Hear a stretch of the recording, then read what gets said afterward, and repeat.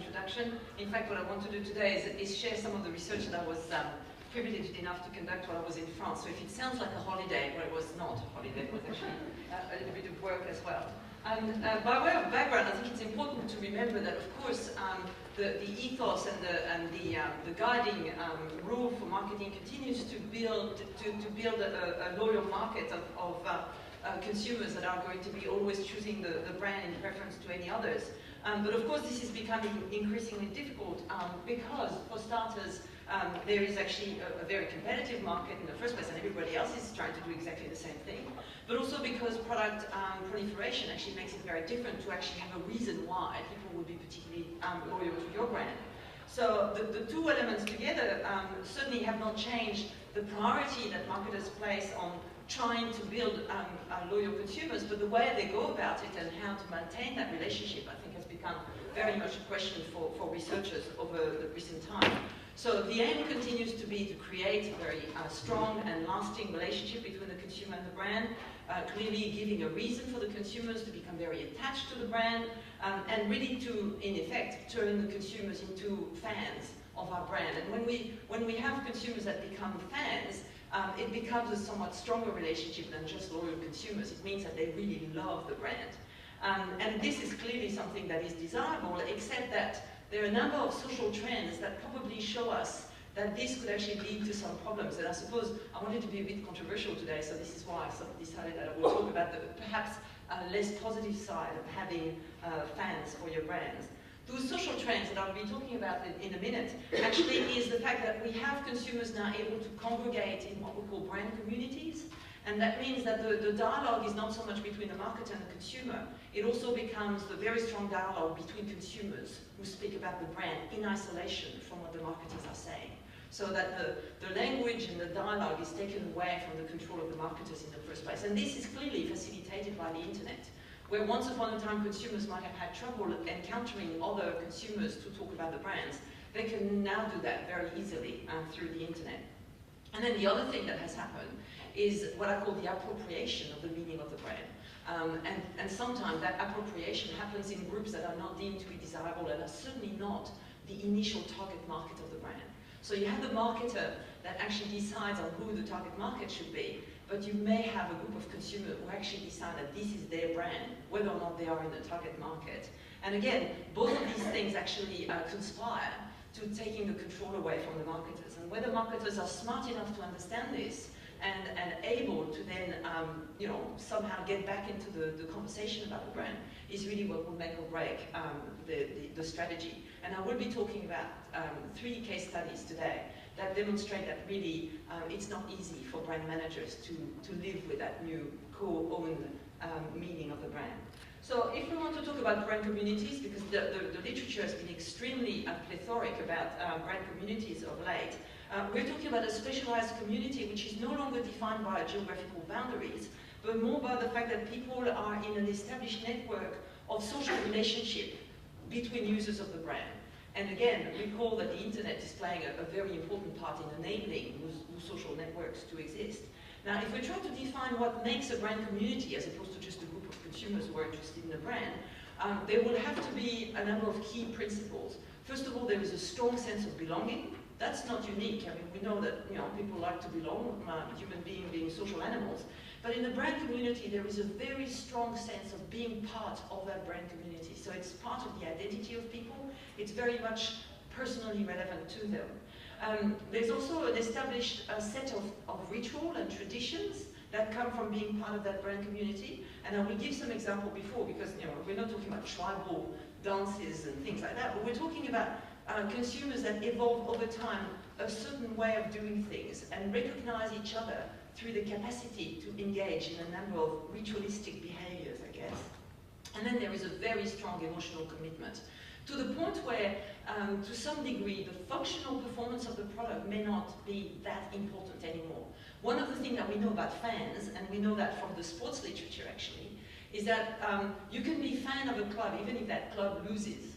In fact, you will feel more of a fan if your club loses, because it's the world against you and you want to support your team.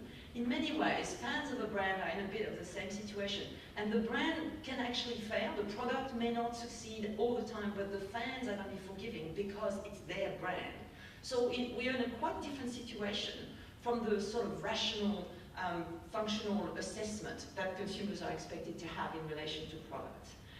So those brand communities, the simple fact that they have evolved over time, certainly demonstrate that there is a capacity for brands to coalesce consumers around them, almost in the absence of a marketing strategy, almost in the absence of a marketer, which obviously poses a bit of a threat to marketing professionals. Now, in the research that has really gone on for possibly around 2 decades, and which we tend to label the consumer culture theory, a lot of work has been dedicated to finding out just what are the object of such brand communities, and also what are the consequences of having strong brand communities around different products. And what has been found is that, in fact, those communities can evolve around what we call high involvement products. So there's a lot of literature showing how the Harley-Davidson people kind of see themselves as Harley-Davidson users first, men and women second. Jeep community, the Apple community, which is incredibly strong. And if you look at the last strategy with the iPhone, where Apple attempted to have some privileged contract with different servers, what they encountered was consumers said, this is not the Apple I know and love. You should not be excluding particular people. And so very quickly people exchanged ways of cracking the code so that their iPhone could be connected to any server. So this is a sort of very strong community that can exist out there.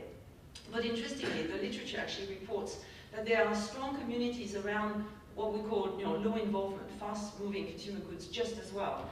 So there are Nutella brand communities out there. I've got 2 daughters who belong to that for sure. But even if we look at Coca-Cola, because Coca-Cola, well, it's a very generalized consumption. If you look at some of the things that happened in the past of the brand, you can explain it by something that would be a brand community and a strong sense of ownership by consumers. So, we do have evidence that brand communities do exist, and they exist around a variety of products. What is not so clear is whether or not brand communities can exist around service brands. And this is one of the things that I'll talk about today, because in fact, the case study that I want to spend most time on is actually about a community that that existed around a particular brand of services. Now, the literature has very much delivered a consensus on a number of benefits. So having brand communities can actually be a very good thing.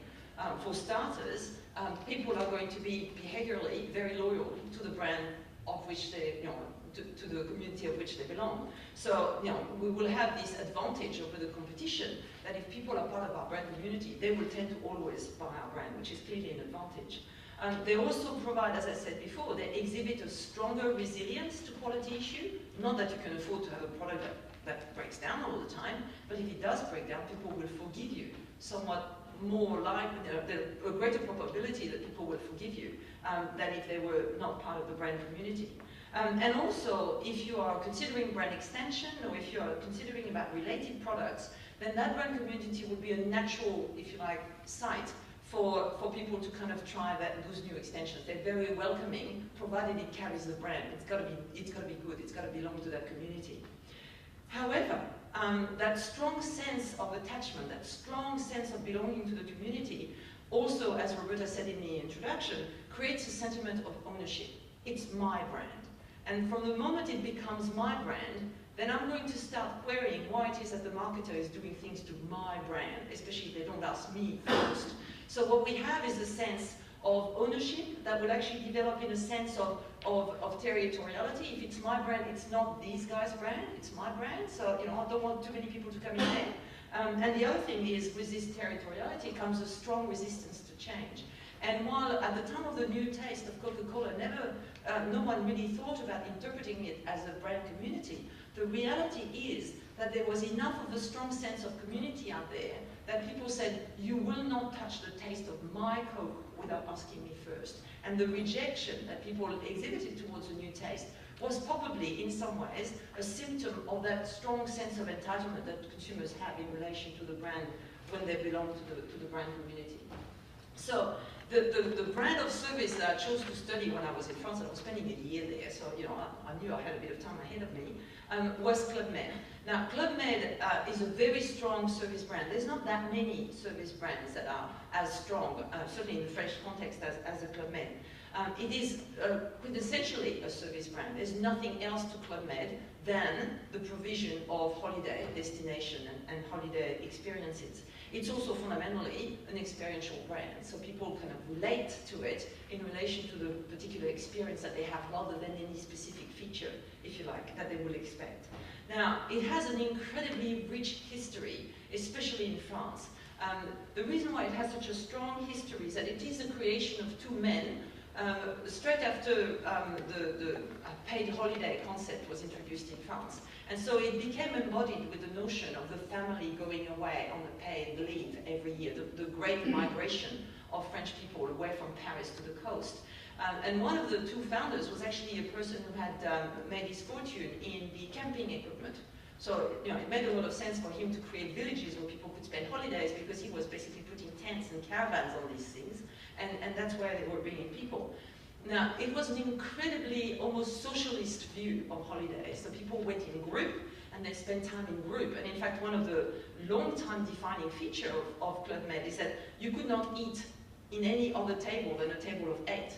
Whether you came there as a twosome or as a foursome or whatever, you would be sitting with, you know, 8 people at the table. And this reflected the old train system where people arrived on holiday in a compartment where 8 people could be sitting. Those people were expected to become friends, and then they would go and eat together. And right up to about 6 or 7 years ago, you could not go to any Club Med and eat by yourself. You would sit at a table of 8, and people would come and sit with you, introduce themselves, and you would make friends that way. So it's a very strong, as I said, almost socialist view, or convivial view, if you like, of holidays, where, you know, you have your holiday as a group, and you go there to meet people. Now, that brand, with all this strong DNA and that strong history, came to a bit of a struggle in 2002. It basically was starting to lose money more than it was earning money. And there were a number of reasons in the environment for why this happened. First of all, because there was a lot of low-cost operators that were starting to kind of deliver something that was very similar in terms of package holidays. The market itself was actually more demanding, you know, the beginning of the masstige market, where people were actually wanting something a little bit more refined, a little bit less kind of convivial and down to earth, I guess. And then, of course, a whole new generation of consumers who were coming to take holidays and had never heard or didn't want to hear about the whole Club Med ethos. They didn't really care about what the brand was saying. So that really put the brand into a bit of an identity search, and they tried to figure out what on earth they could do. And the thing that they did, and time will tell whether that was a mistake or not, is that they went recruiting what I would say classical marketing knowledge. They went out and recruited experts from the fast-moving consumer good markets, especially the sort of dishwasher, Unilever type, you know, really hardcore marketing people. And they also recruited a new CEO who happened to be the nephew of Pascal Quester. And that, you know, the new management and the new style really came to a very hard-nosed appraisal of the brand. And for instance, one of the quotes from Pascal Quester when he took the helm was to say something along the line of, well, in order to start earning money, we've got to stop losing money, which is not a bad start. You know, we've got to sort of look at the numbers, and we've got to start looking at profitability in a way that is a little bit more hard-nosed. And then, if the old DNA doesn't serve the purpose, then we might have to change the DNA. So they took a very cold view of the brand and figured out that something needed to be done, and what needed to be done was to upscale the brand, bring it up, bring the positioning up. And they did that in a very radical way. The first thing they did is that they immediately closed 40 out of the 120 villages that were Club Med locations, if you like.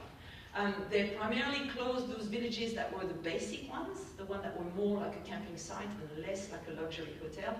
They count not stars, they count tridents in Club Med. So everything that was 1 or 2 tridents was closed down. Everything that was 3 or 4 tridents was actually upscaled to 5 tridents, for instance. But of course, what happened is that those basic accommodations, those first and oldest villages, were the ones that had the most history embedded in them. That's where most people are going to spend most of their holidays. So they kind of gave away some of their heritage, if you like, by closing down 40 of those 120 villages. And then what they did was they invested very heavily in either new locations or in upscaling the existing location, which were in location that they thought would be desirable. So they built new villages very much with a sort of five-star hotel kind of model in mind, which was a very expensive investment on their part. And then, of course, to pay for that,